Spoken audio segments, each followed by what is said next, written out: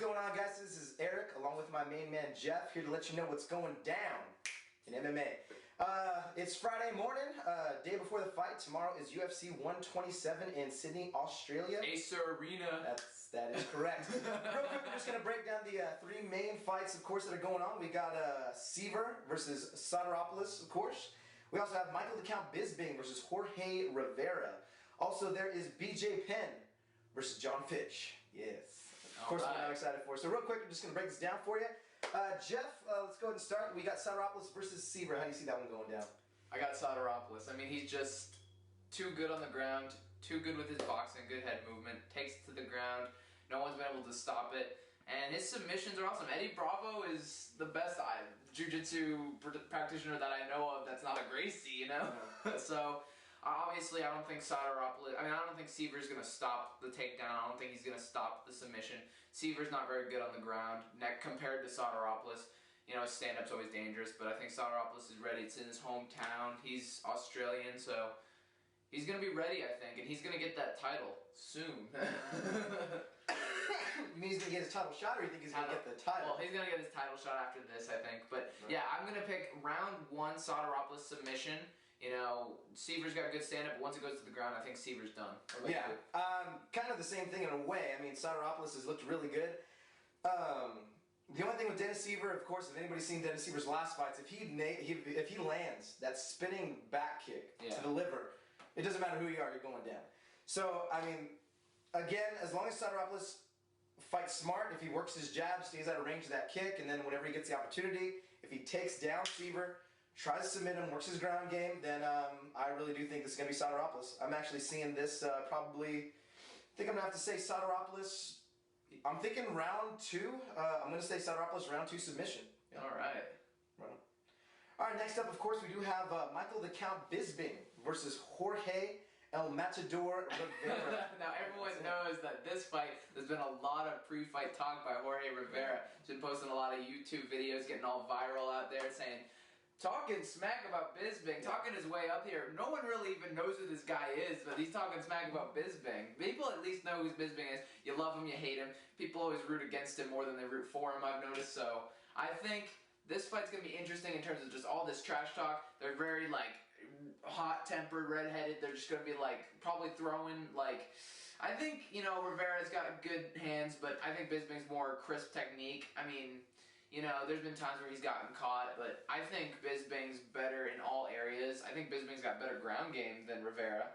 I haven't seen Rivera really have any you know, dominance on the ground. I've seen Bisping do very well on the ground, you know. Yeah. Got knocked down by Dennis Kang in round one.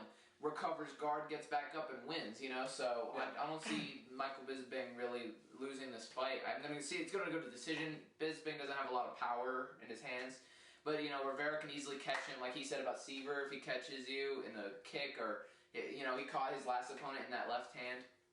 But I'm saying that Jorge Rivera's definitely got a chance. But I think Bisping's got more weapons, kind of like Anderson Silva's got a lot of weapons to choose from. Yeah. So I'm going to go with a decision, though. But, you know, anything can happen. What do you think? Yeah, I kind of think the same thing, you know. I think Bisping is a well-rounded fighter. Of course, I think his best asset is his stand-up. I think on the ground, he can hold his own. Right. I'm not going to say he's amazing, but I mean he can hold his own on the ground.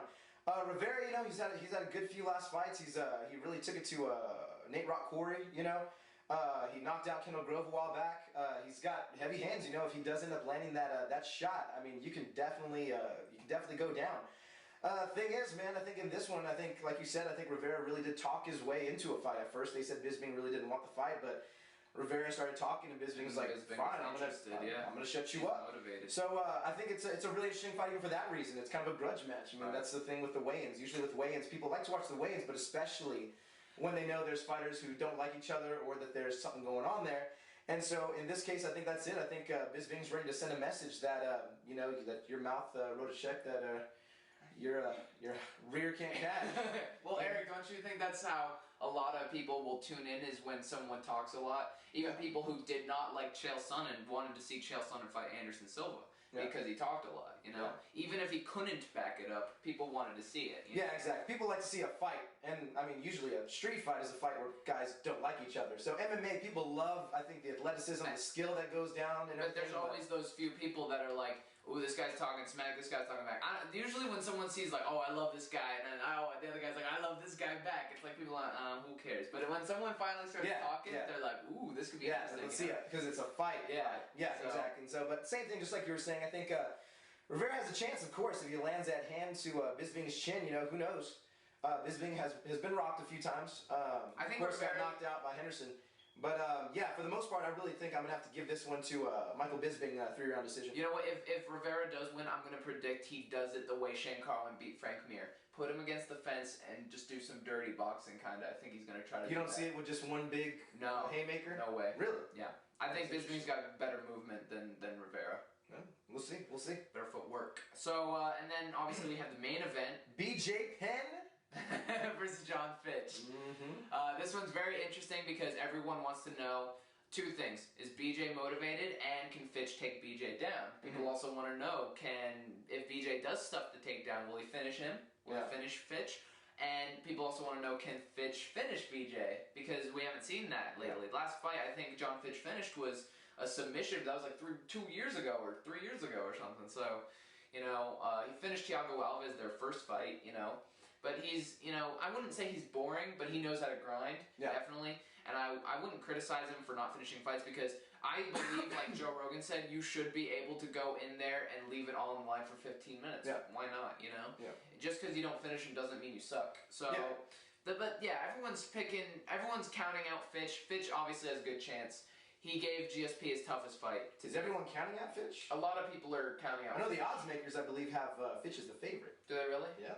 Interesting. Yes. I've heard some people counting out Fitch. Well, but you know what? Fitch has been given GSP his toughest fight yet. So Fitch obviously has a big chance. And you know what? In a way, if either one can't get past each other, then none of them then they don't deserve a title shot. They obviously BJ Penn is a legend. Yeah. Fitch is getting up there. So you think Fitch is going to win by decision? I definitely see Fitch winning. I mean, I like to look at the odds makers. Do you think how he's they have take it. down BJ?